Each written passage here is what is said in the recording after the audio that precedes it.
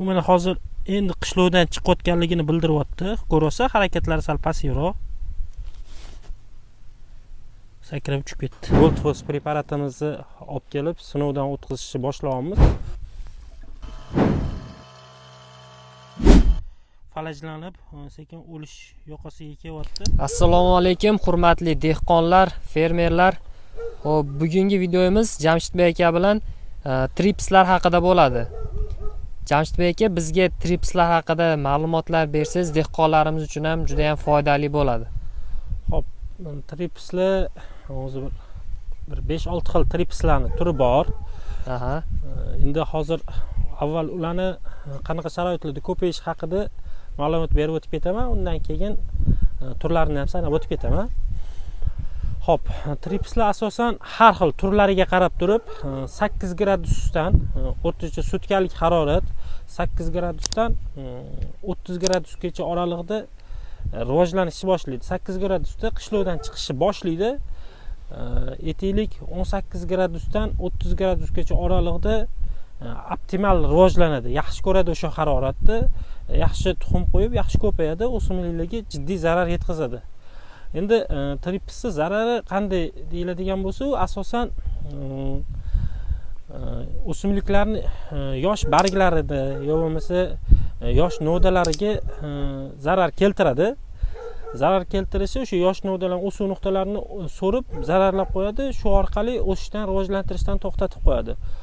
Bu bo'lsa o'z navbatida o'simliklarga jiddiy zarar yetkazadi. Endi boya aytib o'tganimdek, ob-havoning sharoitiga qarab turib, bu yog'iga bahor mana keldi, bahorni 9-10 sanalarda turibmiz. Bu yog'iga kunlar isishi boshlaydi. Balki janubiy viloyatlarda kunlar issiq hamdir. Tripslar ko'proq rivojlanishni boshlayotgandir ham. Bizning endi asosiy vazifamiz oldindan ogohlantirib, dehqonlarimizga oldindan ma'lumotlarni berib o'tish va shu orqali qanday preparatlarni qo'llash haqida ham ma'lumotlarni berib, samarali, foydali videoroliklar qilish o'zi asosiy sababimiz, maqsadimiz. Endi hozir bir qator tripslarni zararli tripslarni turlari haqida gap sanab o'taman. Shu haqida ma'lumot bersangiz, qanaqa turlari bor tripslar, necha turga bo'linadi? Tripslar tamaki tripsi bor. Bu juda ko'pchilik biladi, bu trips keng tarqalgan. Undan tashqari gullarni, o'simliklarning gullarini so'radigan tripslar bor. Undan tashqari bug'doy tripslari bor, g'alla tripslari. Undan tashqari qalampir tripsi bor, piyoz tripsi bor. Undan tashqari tasmali tripslar bor. Bular o'sha jiddiy zarar yetkazadi. Endi bularning hammasini har xil joyda ko'rish mumkin. Asosan bizda keng tarqalgani tamaki trips. Tamaki trips universal deganda qanaqa 10 gradusdan yuqori haroratda qishloqdan chiqib turib, o'sha 15 gradus 30 gradus oralig'ida yaxshi rivojlanadi. Ha, aytaylik ob-havo 30 gradusdan yuqori bo'lishni boshlagandan so'ng, sekin uni rivojlanishi kamayadi, o'ziga qulay sharoitlarga qochishni boshlaydi. O'sha oralig'ida 30 gradusdan yuqori bo'lgan paytlarda ekinlarga zarar yetkazishi nisbatan kamayib ketadi. Endi hozir biz sarimsoq piyoz maydonidamiz. Sarimsoq piyoz maydonini ko'ramiz, hozir bitta o'rganib chiqamiz. Bu yerda ham maxsus lupamiz bor. O'shani ko'rib, hozir bormi, yo'qmi? Chunki mana ob-havo 8 gradusdan yuqori bo'lyapti. O'rtacha sutkalik harorat. O'shanga qarab turib, ko'rib, o'rganib, bir qator foydali tavsiyalarni berishga harakat qilamiz.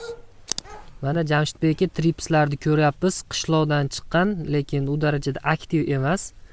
Hop, Jamshidbek aka endi hamma dehqonlarimizda ham bunaqa kuzatuv lupasi yo'q.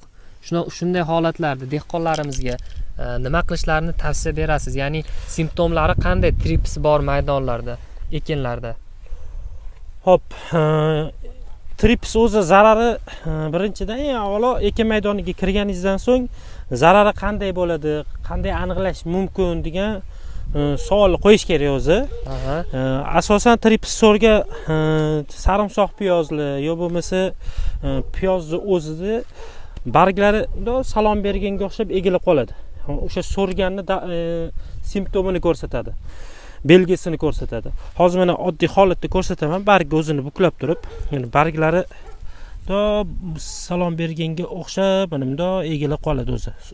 Yo'qmasa bunaqasi egilib qoladi. Shu holatlarda sekin o'zi egilishni boshlaydi, shunaqa belgini ko'rsatadi. Chesnok odatdagidan boshqacha o'sishni boshlaydi. Boshqacha o'sganda ham o'sishi sekinlashadi-yu, lekin shakli o'zgarib qoladi. Barglar shakli, o'sish shakli. Ana endi bu bitta simptomi. Ikkinchisi, barglarni orasini ko'rsa, qaralsa, kumushrang to'chka dog'lar paydo bo'lib qoladi. Kumushga tortib ketgan dog'lar paydo bo'lib qoladi. Ana o'shandan ham bilish mumkin. Shu orqali aniqlash mumkin bo'ladi. Endi hozir ham mana o'zingiz ko'rib turibsiz, trips bor, aktiv emas, qishloqdan chiqqan. Bu agar ob-havo kun qanchalik issa, aytaylik, kun isib, o'rtacha sutkalik harorat 15 dan yuqori bo'lsa, 5-6 kunlarda, misol uchun 10 kun, 15 kunlarda rivojlanib ketib qolishi mumkin. Agar kun bunga optimal kelib, 20 gradusdan yuqori, 25 gradusdan yuqori, lekin 30 gradusdan past bo'lgan haroratda 3 kun, 4 kun ichida aktivlashadi, tez rivojlanishni boshlaydi, tez tuxum qo'yib, lichinkalar tez tuxumdan chiqishni boshlaydi va jiddiy zarar yetkazishni boshlaydi. Shunga qarab turib baholanadi. Ana endi tabiiyki to'g'ridan-to'g'ri savol tug'iladi. Bu qancha muddat zarar keltirib turadi? Ob-havoni harorati, o'rtacha sutkalik harorat 30 gradusdan yuqori bo'lishni boshlagandan so'ng asta-sekinlik bilan bu o'sha zarar keltirayotgan o'simliklardan qochib, o'ziga qulay sharoit bor joylarga boradi. Aytaylik, begonotlar bor joyga, salqin joylarga borib, ana o'sha yerda begonotlarga zarar keltirishi mumkin. Ayrim salqin joylarga borib, ayrim boshqa turdagi ekinlarga zarar keltirishi mumkin. Shunga qarab turib kurash choralari olib boriladi. Shunga qarab turib kurash muddatlari belgilanadi. Asosiy menimcha hozircha shu savollar. Yana savolingiz bo'lsa bemalol. Tushunarli Jamshidbek aka. Demak, trips ekinlarni, ya'ni bu yerdagi sarimsoq piyozni so'rib qo'yganda, ya'ni barglarida so'lish holatlari kuzatiladi. Yo'q, barglarda so'lish holati bo'lmaydi. Salom berganning belgisi egilib qoladi. Demak, mana ko'rishingiz mumkin. Mana misol tariqasida. Yo, bu endi buni anaqa qilish mumkin emas. Endi shu bir xil simptomlari ham bor-ku, lekin asosiy simptomlari o'sha qiyshaysh bilan boshlanadi yoki asosiy simptomlari o'sha to'chka kumushrang dog'lar bilan bo'ladi. Agar kumushrang dog'lar ko'payishni boshlasa, bu demak zarar keltirayotganini bildiradi. Bu hozir salom berishi bilan birgalikda, salom berish belgisi bilan birgalikda to'chka kumushrang dog'lar paydo bo'lishni boshlagani bu haqiqatda zarar keltirayotganini belgisi bo'lib hisoblanadi. Jamshidbek aka, mana hozir tripslarni ko'rib, o'rganib chiqdik aka. Xo'p, shu tripslarga Agrogold Plus kompaniyasidan qanday preparatlarni tavsiya qilasiz aka? Xo'p, Agrogold Plus kompaniyasidan Goldfos preparatimiz bor. O'shani hozir biz olib kelganmiz ham, sep ko'rsatib beramiz ham. Undan tashqari yarim soat, 1 soat kutib, natijasini ham ko'rib ketamiz. Aytaylik, yarim soat, 1 soatda ta'sir qilmasa, ertaga kelib ko'rib o'rganib ketamiz. Natijalarini bizani kuzatuvchilarga ko'rsatib, qanday yaxshi samara beradimi yoki yaxshi samara bermaydimi, shu ular haqida ham to'liqroq ma'lumot berishga harakat qilamiz. Sarimsoq piyozligi zarar kunanda tripsni o'ldirish uchun Goldfos preparatimizni olib kelib, sinovdan o'tkazishni boshlayapmiz. Xudo xohlasa aralashtirib hozir normal rasxodlarini chiqarib, sarf me'yorlarini chiqarib sepishni boshlaymiz. Goldfos preparatini sarf me'yori agar gektariga 300 gramdan 400 gramgacha. Buni endi bunaqa qo'l apparatlarida sepishda 10 litrga hisob qilib chiqarib olinadi. 10 litrga 10 gramdan 10 litrga 13 gramgacha minimal, maksimal miqdorlari bor. Shunga qarab turib taqsimlanadi.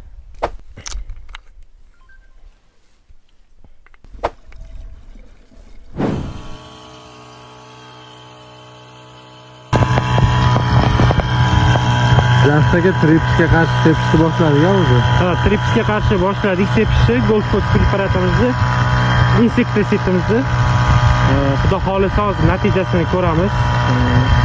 natijasiga qarab turib degan bizani kuzatuvchiligi, bizani mijozligi taklif berishni boshlaymiz.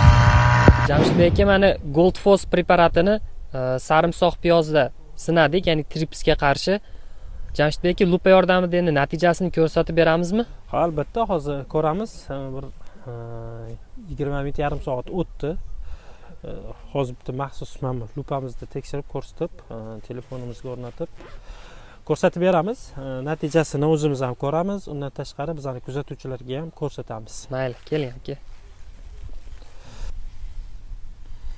Kamronbek, mana hozir Goldfos preparatini sepdik. Sepganimizga bir yarim soat bo'ldi. Mana trips harakatini o'zingiz ham ko'ryapsiz. Falajlanib, sekin o'lish yoqasiga kelyapti. Xudo xolisi dorini natijasi yomon emas. Mana o'zingiz ham yaqqol mana ko'rinib turibdi. Ko'rishingiz mumkin. Kuzatuvchilarga ham ko'rsatishingiz mumkin. Yaqinroqdan olib berishga harakat qilaman. Mana. Demak, Goldfos AgroGold Plus kompaniyasining Goldfos preparati sepilganiga taxminan 20-30 daqiqa bo'ldi. Shu tripslar o'lyapti.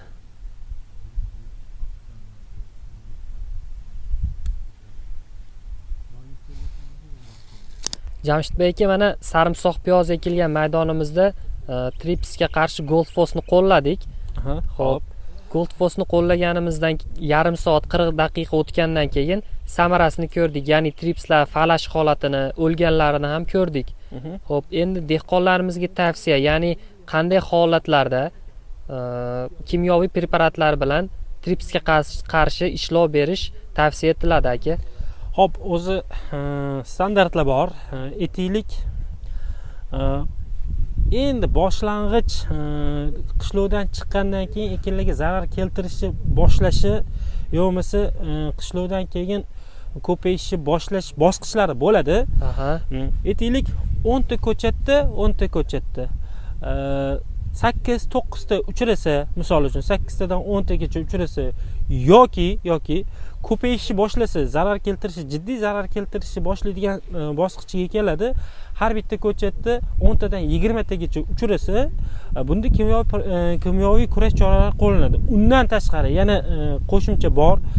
Aytaylik, tripsi lichinkalari, yosh tug'ilgan tuxumdan chiqqanlari bitta o'simlikka o'zida 40 tadan 50 tagacha kuzatilsa, bu oddiy maxsus lupalar bilan ko'rish ham mumkin. O'sha ko'z bilan chamalaganda 40 ta 50 taga yaqinlashganda darhol zudlik bilan kurash choralari qo'llaniladi. Mana biz aytib o'tamiz, minimal